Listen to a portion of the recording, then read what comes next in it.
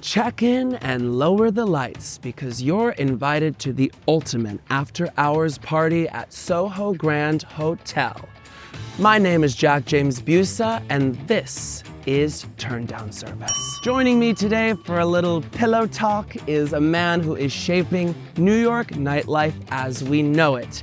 Please turn down with Spiky Phil. Woo! Thank you very much. The crowd goes wild. The studio audience goes crazy. What makes you excited about what you do? If I'm into something, I get excited about it, and I'll do anything to make it happen. You have quite a history with the hotel. I've been in these walls, in this room probably, for 22 years, which is ridiculous. Does that make sense? Yeah, that makes sense. 22 years. It kind of just sounds like you're a ghost, actually. When I was doing a club in London called Trash, it was a big rock and roll party I did with Errol Alcan, and we'd have live bands from The Kills or LCD Sound System, The Strokes, Kings of Leon, Peaches, Gonzalez, Bubba Pay. So I was on the door, VIP lines this way, lines around the block this way, and I'd only let in people that I thought were cool. We encouraged girls to look like boys, boys to look like girls. You're in Camden Town, right, in the 90s? Yeah, all of pop culture in the 90s revolved around it, from the Gallaghers to Jude Law, Kate Moss, and they stayed in that area or would come to Trash. Yeah. So a lot of people that were staples on the scene weren't someone then, if it's Amy or if it's whoever. Because I used to live with Blake. Blake was my roommate in London, so I'd tell him to stay at Soho Grand.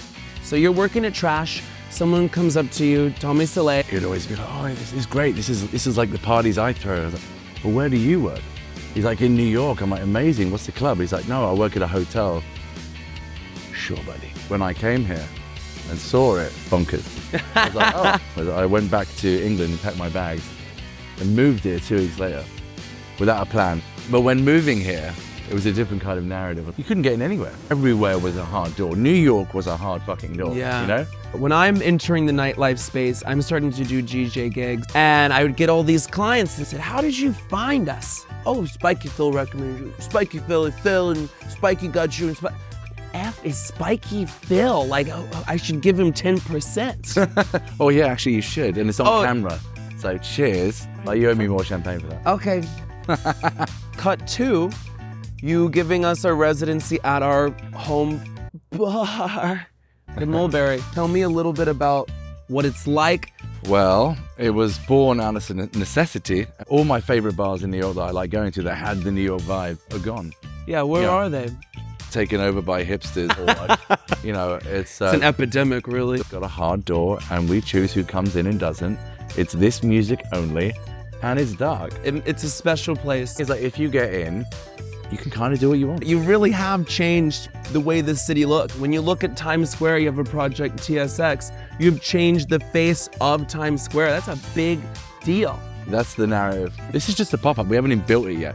No one knows. Oh, it's not? Oh, no. There's 11 floors of entertainment inside. So that's 11 times the fun. It is 11 times the fun. So we're actually going to have our own late night live talk show. If you know a good host, I know this dude in a ponytail and a robe. He's pretty funny, some people think. I don't know. I've never ever thought that I've succeeded yet. I'm still trying to figure out what I want to do when I grow up. That makes sense. It doesn't give me any hope for myself. Phil, thank you for doing this. I appreciate you very much. I'm glad you're doing a talk show finally. This guy should be famous. This is a New Yorker. This is Jack. This is the end where I'm supposed to be complimenting you. Well, birds of a feather flock together. Yeah, that's right.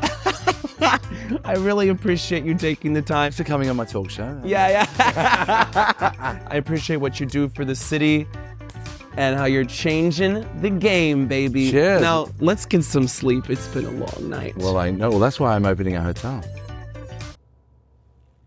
Next. Be continued. Yes, well done. Excellent, baby. Were you nervous? Well, I was a little nervous. Always, right? But you get used to it the more you do it. I used to be a TV show presenter as well. Yeah, you also used to be like a plumber and a fisherman and... I had a clothing store here, I had a bespoke store. I opened it in 2003 with Duncan Quinn.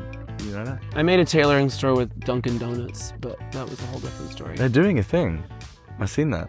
What the fuck's up with that?